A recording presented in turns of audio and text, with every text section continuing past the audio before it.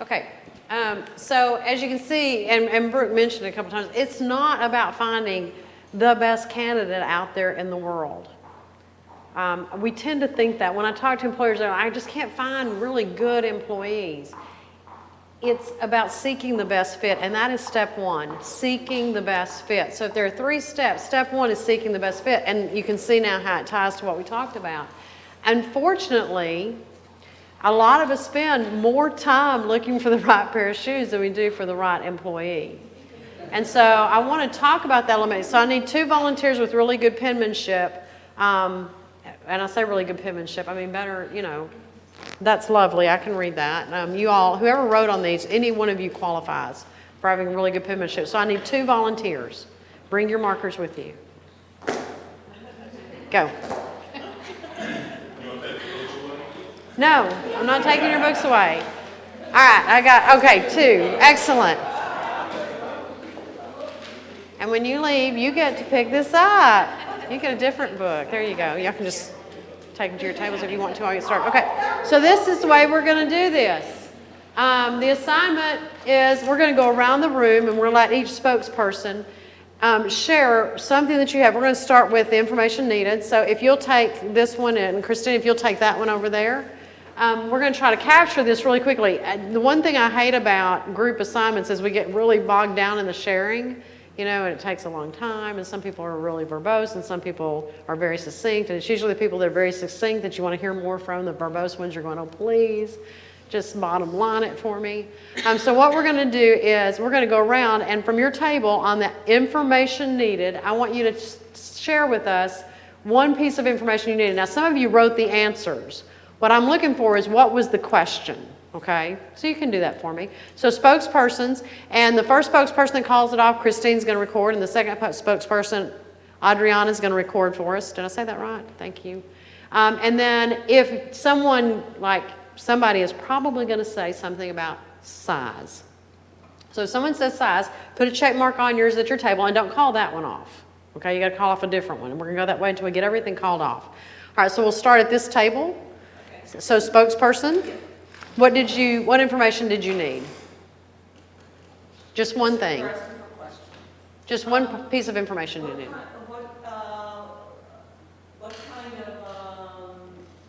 What do you need to shoot for? Okay, so purpose. So Christine, if you'll write that one down. Next table. Who's my spokesperson? Okay.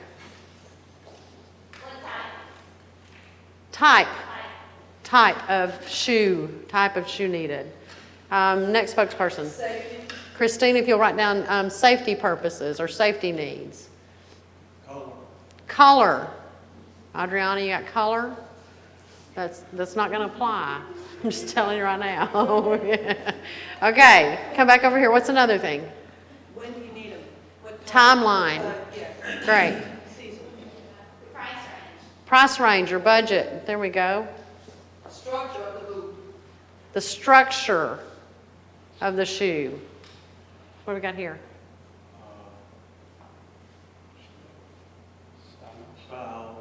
Style. Adriana's got that one. All right. What will you be wearing the shoes with? Okay, so the match. Match with other clothing. Material. Okay, what type of material you need. The makeup. Sandra. Those are pretty much those the same. Where was the climb? The climb where conditions. Okay, the conditions. Work conditions. All right, Christine, you got conditions? Size. We finally got there. I thought that'd be the first one. All right. Annie, anything else on yours?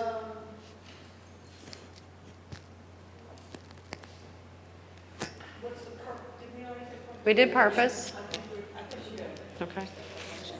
We put payment method. How's it going to be paid for? Okay, so we have budget, but you can put financing. We'll put that on there. Anything else over here?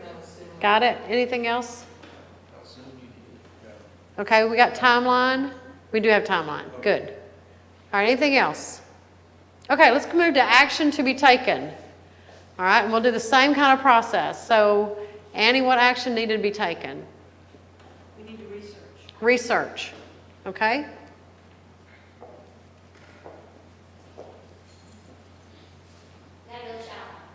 Adriana, shopping. What are we doing over here? Options to purchase. Options for purchase. Okay, so you can purchase it other ways, other than shopping physically. Order multiples. What do we got over here? I don't know, with research like reviews, we wanted to review. Get reviews. Yeah. Which could also be like Check reviews. references. References, exactly. What? Deliver the product. Ask to measure the part, measure the size, but Okay, so take measurements. Return unused. Return unused. Jenny? You what? because of hiking boots, we need to break them in. Okay, break it in. That's you, Christine, yes. Anything back here, anything else? We determine, or we contact the supplier. Okay, we're gonna jump one. Go ahead and do contact a supplier. Only thing I don't see on there is that we're going to lunch afterward. Celebrate, put celebrate there. And you can put lunch as a type. Anything else? Oh, we got contacts. Anything else from this table? Anything else? Anything else? Well, we need to provide buying criteria. Buying, Buying criteria, what determines what you purchase. Is that okay. similar already? So just put selection criteria or buying criteria. There you go. I got one more. Okay. Check with the customer. Like, to show the customer, I just put send pictures of the product. Okay, so check with the supervisor. There you You go. can have that on that, unless you put employee input. Okay. Employee input. We're going to put that there. All right. All right, so we've already done our giveaways. I jumped the gun on that. So to find the right shoes, we're willing to thank y'all so much. Get your books. Don't leave your books.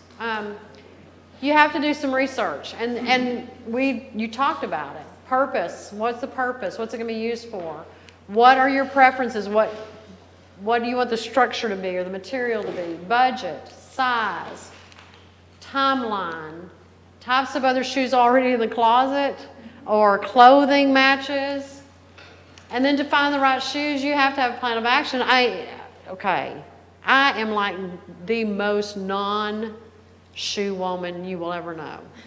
I am the most non-shopping woman you will ever know. I do not like to shop. My house was full of boys, and when we shopped, we were all on a mission. They got it honest from their dad and from me. And we went, we knew what we were going to get. The goal was to get there and get in and get out as fast as you can. I am not a shopper. It is not pleasurable to me. It is painful to me. I have a personal relationship with every dollar bill in my wallet. Okay? So, but even that, as much as I don't like it, I identify possible stores and vendors. I scout, I shop. If anything, I do more of this because I don't want to hang out in the store a long period of time. I vet shoes against requirements and preferences. I check the cost versus the budget. Boy, I check the cost versus the budget.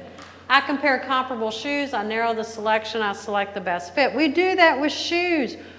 If we will do that for a pair of, pick your price, pick your poison. If you're me, $29.95. If you're my husband's $199.95. If we will do that for that investment, and we have an employee who's coming in, and even at minimum wage, we're talking about in the mid-teen thousands, $15,000, $16,000, $18,000 a year just for salary. Why are we not doing it? But we're not. And when I say we, I mean we. I run into with my businesses, I run into with my clients. I need somebody, I'm overwhelmed and stressed out, I'm going to hire somebody. And Susie Q walks in the door and says, hey, I'd like to fill out an application. Gosh, she looks so good, because the truth of it is, when we just need somebody, it seems like anybody will do. And surely everybody could be better than nobody, and we just hire a warm body, right? So We've got to seek the best fit. It's not about finding the best person out there. The reality is the best employee out there already has a job, right? And actually, they probably don't. They're probably an entrepreneur, okay? Or an owner or a boss. But it's not about finding the best person. You are not looking for the best person out there. You don't need the best person out there. You can't afford the best person out there in most of your jobs. And the best person out there, what we perceive as the smartest, the most intelligent, the most productive, the most energetic, whatever it is that you perceive as the best, which I can tell you if we went to each table would be different. Each person, we would define that differently. But even if you could define that person, even if you could point to that person, they might be all wrong for the job. So it's about finding the person who is the best fit for this job. It's not about the person, it's about the fit. If you would do it to find the right shoe, you should certainly be willing to do it to find the right person. So here are the things. You have to spend some time doing research and do what we just did. Brainstorm. Get with the people that are going to be impacted. Who is the supervisor? Who are the peers? Who are the colleagues? Who is the owner? And brainstorm. Survey your existing staff and supervisors for purpose, priorities, preferences, knowledge and experience needed, type of skills already on the job and gaps. Don't just hire a person for the job, hire a person for the team. You need a person for the job, but you also need somebody to round out your team. Research your budget, your schedule, tasks, and by schedule I don't mean schedule for hiring. I mean sit down and make a list of every task this person is going to do. And anticipate or estimate what it would take you to do it, and then add 30%. So nobody works as hard and as fast as the bosses do, okay? And you also overestimate your capacity. And then add up the hours. I hear people all the time that say, I've got to hire somebody, I'm overwhelmed, I've got to have somebody to help me with this. And then I say, okay, so what are you taking off your plate to give to this person? And they'll name it, how many hours does that take you? And we come up with 5 or 6 hours, and they're fixing to hire a full-time person. And my response is always, do you need a full-time person to do 5 or 6 hours? Wait a minute. What else can you carve into this? Well, how are you going to grow this position? So sit down and make a list of every task they're going to do and anticipate the time and make sure you're hiring wisely. Determine your hiring and timeline is the last one. Okay, so there are tools to help you with this, and we talked a little bit about WorkKeys profile and what Brooke shared with you about that. I'm trying to check my time, so I'm hustling. A WorkKeys profile results in a certificate, and every school in Rapides Parish and in some of our surrounding parishes requires this to be taken on high school. And they'll get a certificate like this that says they're gold, silver, or platinum. That's based on 3 scores. Scores in reading for information, scores in locating information, scores in applied mathematics. Reading for information is not can they read a word. It is can they read a sentence, a paragraph, and get meaning out of it. Locating information is can I find a piece of information or multiple pieces of information on a graph, a chart, a label. And what level can I do that? And I'm going to tell you, most of your jobs use locating information a lot. And then math. Can I do math? Is math required in the job? And that's the big thing. You heard her say about validity. The validity is, does this job really require this skill? And if so, at what level? And we grossly, as employees, overestimate the level of skills most of the time.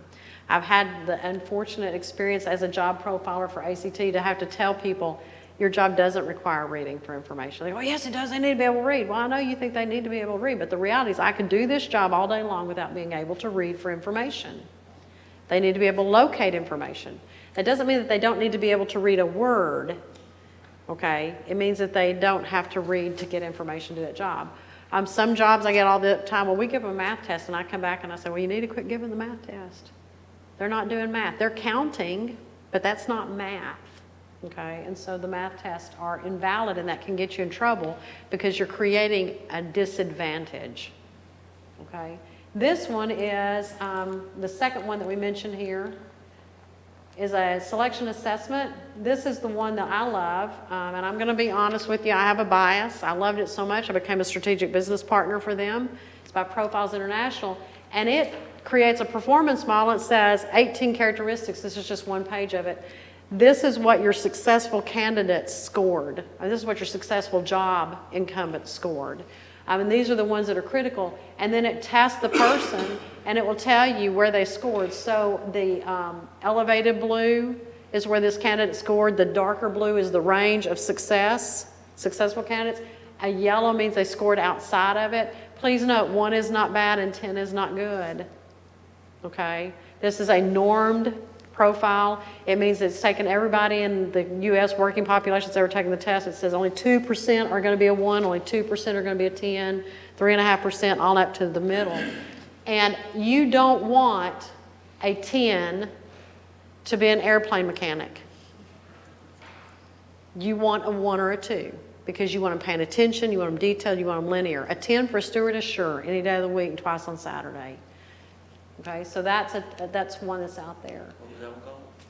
That's the profiles assessment, the PXT. You have to spend time creating your plan, and this is where I'm going to just scroll through these pretty quickly because I think you're getting the point. But here's the thing, you've got to expand your pool.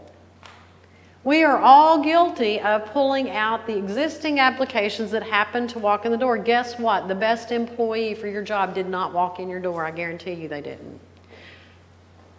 You heard her say 75% of their candidates are employed. I'm going to tell you that most employers will tell you 95% of the right candidates are already employed. Now, that's not always true. I have been unemployed, and I can tend to think of myself as a potentially good candidate. But most of the time I've been employed when I found another job, okay? And one of my favorite things when I used to work for other people was to say I was looking for a job when I found this one, okay? Because I'm not a good work for other people person. Okay, but you need to expand your pool. So seeking the best fit, here are some tools that you need to use. And I will tell you, if you were one of the first 20 that registered, and I hope you're here, you got an HR kit, and it's got these on it for you.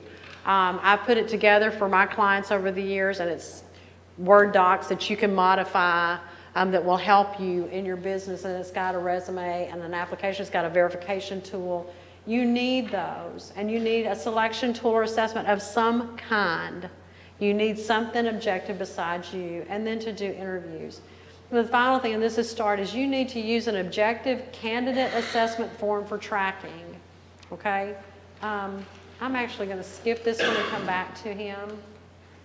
All right, so we're running a little bit behind, but I do want to do this. In your packet on page 7 and 8, I want you to look at this list, and at your table, I want you to kind of just glance through page 7. Page 6 is good, but we've already passed that. That's about stats related to hiring, finding the best fit.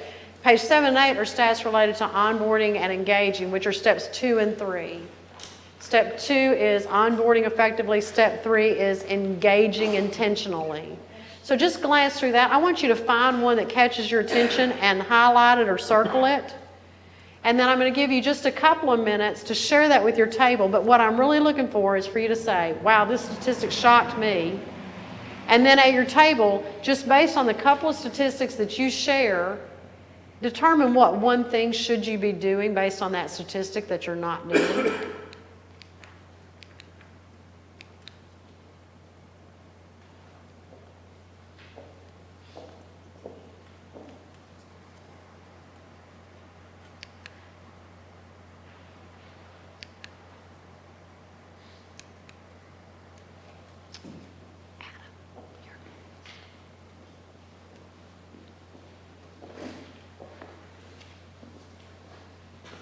So find a statistic that you go, wow, share it with your table, and think of something you should be doing that you're not already doing just as proof of that statistic.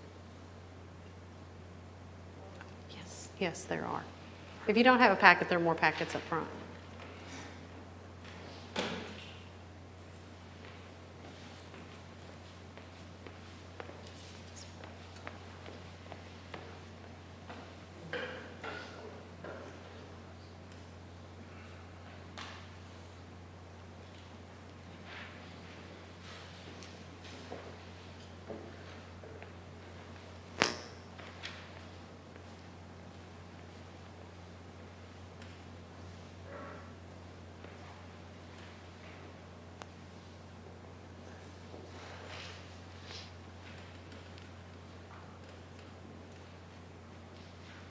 Y'all are so quiet, you're making me nervous. Go ahead and share it with your group and talk about some things you should be doing based on that one statistic.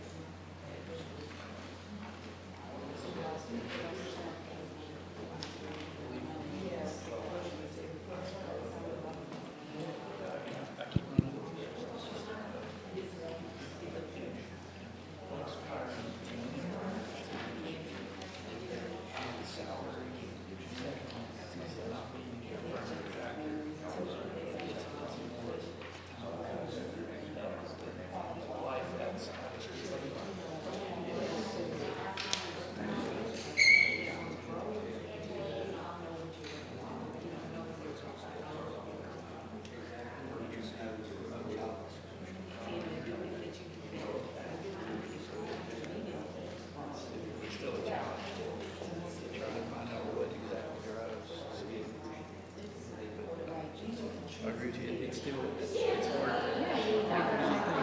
Most people are salary driven or income driven, but it's really not. It's tough for you to change that trend. It is. That's a great statistic. It's a shocking statistic, I think.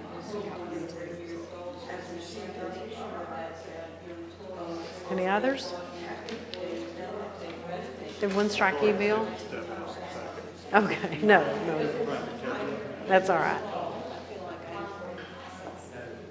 exude that, but I'm not sure that I do.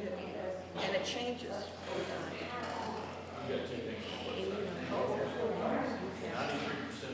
It speaks volumes to me because in my experience, I noticed that when you do communicate with vision, you believe in it, and you drive it home to them, and they know it, and you constantly drive home, not just, just reading and know your mission, but you're constantly driving home, you're working toward it, and you're sharing that with them every step of the way. It is more effective. They believe in it. They start to take part in it. They're better at doing it. And you have to keep reminding when something goes aside. Misha, feel free to pull up to one of the groups. Okay. I've also seen people put that mission, those goals, and their strategies on, on the walls. We've seen that in places. I don't know if I would necessarily do it, but I do think that you have it in your mind. You wrote it down on a piece of paper, you put it in a file, and then you're done. Get out of that. See, I put it on our website. I have it hanging in our goals and strategies. I put it on the wall and on our website. I mean, I want our customers to know this is how we Oh, that's a think as a great company. idea. Yeah. Yeah. But at the same time, it's there. But I don't know, last time I went, I told me you want to call on it. Yeah. So, just sticking it on the wall doesn't do it either. It's something like, you have to really remember.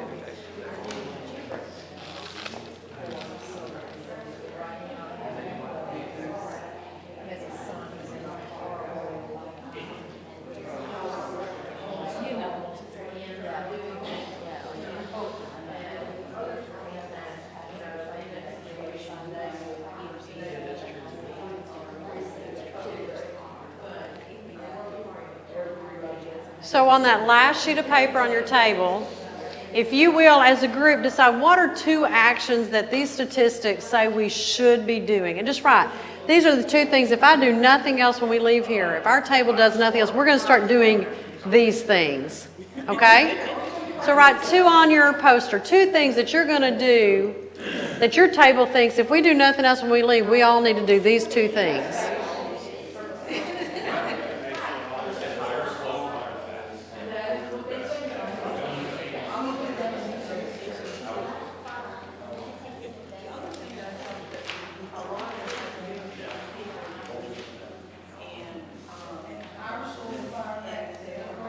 You can just call it 2 actions. 2 actions, and then write your 2 actions on it.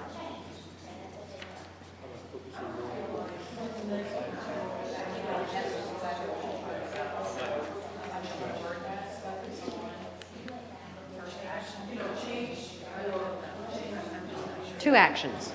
2 actions.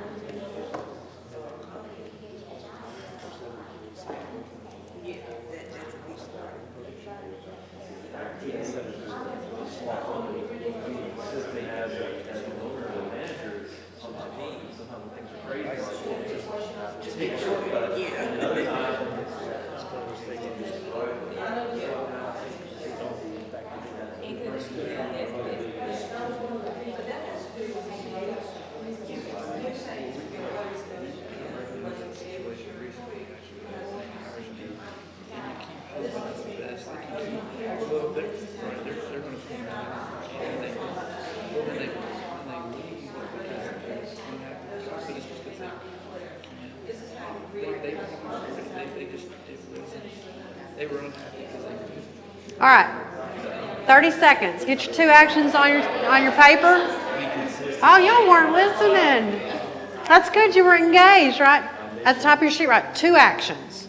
The words 2 actions, and then write down the 2 things that you guys as a table think if we did nothing else, based on the statistics we've discussed, we need to all go do these 2 things. 2 actions. I'll give you a minute. I'll expand my time for you.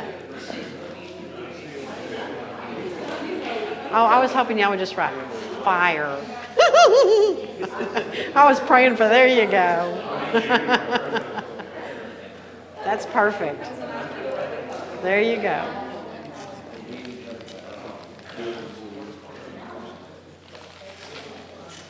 All right, if you got your 2 actions, go put them on the wall somewhere. And if you will stand there for just a second, I'm going to let you read yours in case somebody in the room can't read it. All right, so put yours on the wall.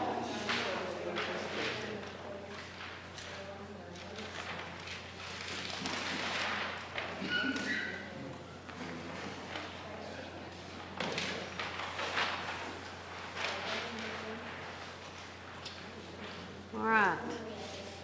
We got them? There we go. Excellent. Okay. Adriana, go ahead and read your 2 actions for us.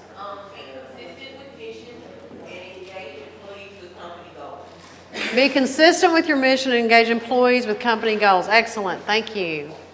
2 actions from our back table. Christine, what do we got? Get employees engaged and identify low performers. Good. Get employees engaged and identify low performers.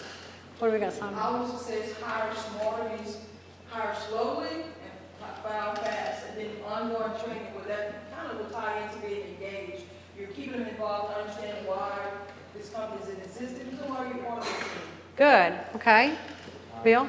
Focus on work-life balance over money, Ah. and also deal with underperformers.